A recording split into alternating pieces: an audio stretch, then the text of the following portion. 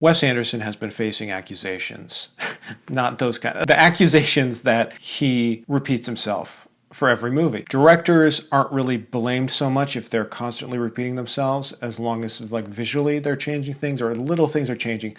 I think it's interesting because Anderson's style seems to be escalating, becoming more cartoonish, more artificial in a sense, while he's still developing and exploring new themes, evolving as an artist. I will admit, I have been a little up and down on Wes Anderson. I've got to say, this movie kind of cemented him back in the top ranks for me. I'll explain what I mean. This is Woman Carrying Man, by the way. I'm Jake.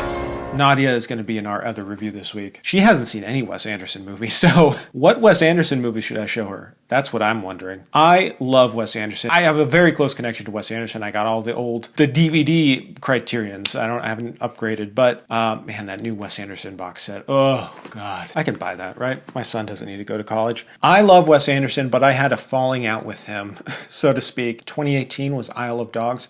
I did not like Isle of Dogs. Something about it just rubbed me the wrong way.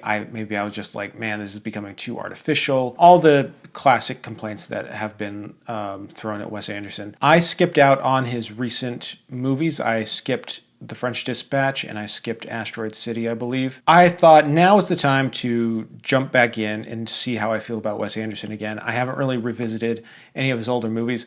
The Life Aquatic with Steve Zissou, that was like my favorite movie ever in high school. But like Royal Tenenbaums, Rushmore, I loved those movies. And I still do. I haven't really watched them in a while. I did a ranking video for Wes Anderson on here. That was a couple of years ago, I think. I feel like my opinions have changed a lot. Maybe I need to redo that list after revisiting all his movies. But I'm just going to say, this is the summer of Wes for me. Like, this movie reignited my interest and love for this filmmaker. I immediately want to seek out French Dispatch and Asteroid City. I want to rewatch Isle of Dogs. I want to rewatch a lot of movies. Man, the Phoenician Scheme. That's what we're talking about today. Benicio del Toro. He plays Zsa Zsa Corda. Mia Threepleton plays his daughter. Michael Cera plays Bjorn. All right, so I gotta say, Mia Threepleton is the daughter of Kate Winslet. I didn't know that watching this. Fantastic. Her chemistry and dynamic with her father. I mean, this is a classic Wes Anderson like situation of the absent father, the bad father, and family dynamic and drama. Except this plays out in a kind of like Succession of the 1950s, corporate espionage type vibes, bombs going off, lots of violence, the dark violence in this. Anyways, Mia Threepleton, fantastic. Michael Cera is so good in this. Everyone's saying like, why has Michael Cera not been in other Wes Anderson movies? I don't know, but he fits in perfectly. I loved his character. This movie is hilarious. It's beautiful as you'd expect. It's very stylized. It has that deadpan Wes Anderson humor. I wouldn't be surprised if someone were to watch this and just dismiss it as like, oh, he's doing the same thing. He's doing Grand Budapest. And a lot of people are comparing it to The Life Aquatic with Steve Zissou because of the father-child dynamic. Steve Zissou was a bastard who's, a bad father and trying to make up for that with his kid. This is Benicio del Toro is really kind of satanic, very evil when you think about it.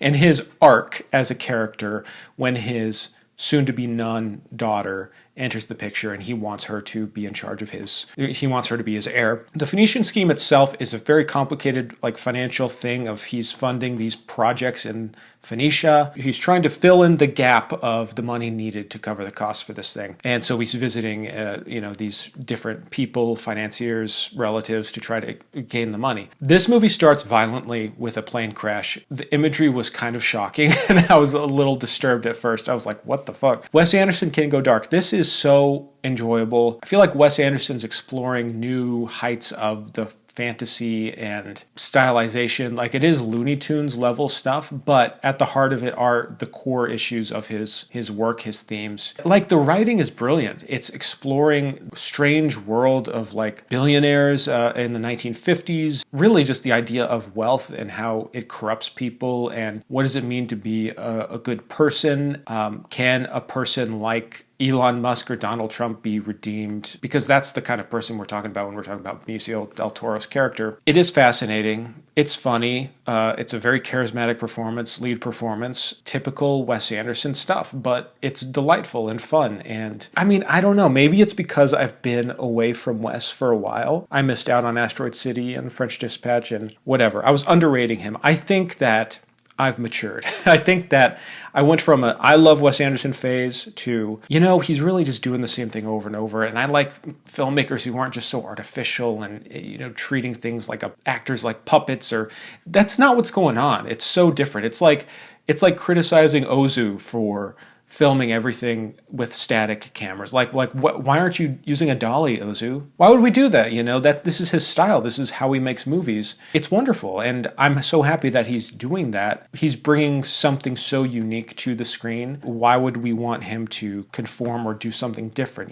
I think he is exploring things as a filmmaker. There are dream sequences, heaven sequences, exploring the afterlife and depicting God and angels and stuff in this movie. And that's so interesting. I don't think that's a spoiler because that's right in the beginning of the movie. The way it's filmed, it's very I don't know, I was thinking of Ingmar Bergman, I was thinking of The Seventh Seal and Wild Strawberries, I was thinking of classic European art house films. Jacques Tati, that's the realm that he's operating in, I think. Yeah, he films everything a certain way and it's stylized a certain way and the actors act a certain way, but there's so much range and depth of feeling in that world of he's limiting what he's doing and how he's showing things, but exploring the depths of the emotions. The ending of this movie was just beautiful. It was very moved. It's very complicated, lots of moving parts going on in this movie, lots of dialogue, etc. I found it very engaging. I imagine some would be kind of bored and put off by all this complicated numbers and finance stuff, but I loved it. A few highlights I want to get into before I get into spoilers. Jeffrey Wright.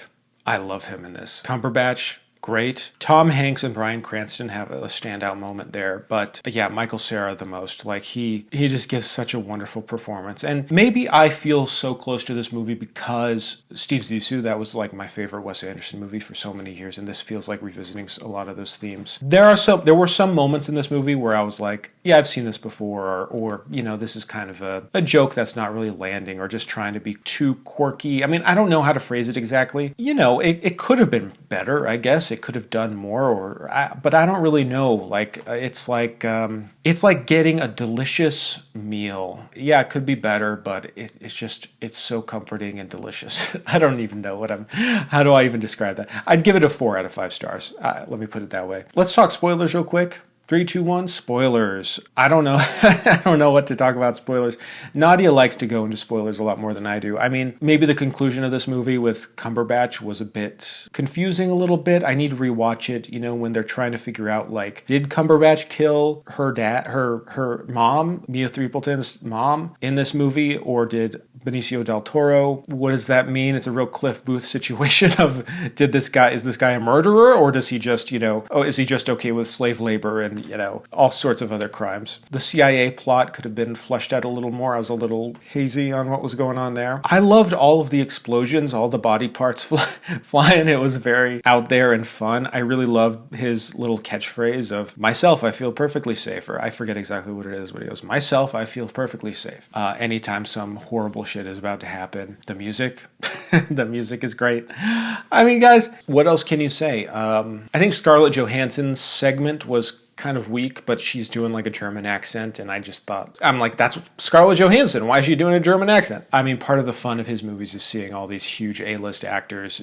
doing 2-minute parts in a silly mustache or makeup or whatever. If there's anything to be frustrated at, if I were have moral hand-wringing or whatever, this billionaire, in this age of greed and excess, we are depicting a billionaire, doesn't care about his money, and he grows as a person, and yada, yada, yada. It's unrealistic. It's a fantasy. It's I think that's the point, it is a beautiful fantasy, exaggerations and dealing with moral problems of how do you change, how do you be a good person, what do you do with your wealth? I mean, that's Mia Threepleton's character. That's what she's trying to do. She's trying to change him for the better. She's trying to take advantage of this situation to do something good, and he ends up changing himself and losing his money in order to finance this scheme. I like the opening credit sequence. Michael Cera's character Bjorn being so sweet and romantic, but actually a CIA agent, but still a bug professor. So funny. I love when he goes over, they're in the jungle and he goes off to show his true self, and he just turns his collar up and his cigarette, and I was just laughing hysterically at that. It was delightful. I wish Nadia had watched this, and yeah, which one should I show her? What Wes Anderson would be good? Keep in mind, though, before you recommend anything, she hates if a dog dies in a movie. And that's part of why I haven't shown her any Wes Anderson, I think, because he had so many dogs die in his movie. I don't know what the hell it is. Rushmore, maybe? I don't know if a dog dies in Rushmore. But Royal Tenenbaums. Oh, sorry, not to do spoilers for these movies, but Royal Tenenbaums, yeah. Also Moonrise Kingdom. Maybe I could show her The Life Aquatic. I can't. Grand Budapest Hotel, there's a cat. So, Bottle Rocket's underrated, actually. I do enjoy Bottle Rocket. I'm going to be diving back into Wes Anderson's filmography. It's the summer of Wes. Let me know what your favorite Wes Anderson movie is and what you thought of this if you saw it. Thank you for watching, everyone. Have a great day. Bye-bye.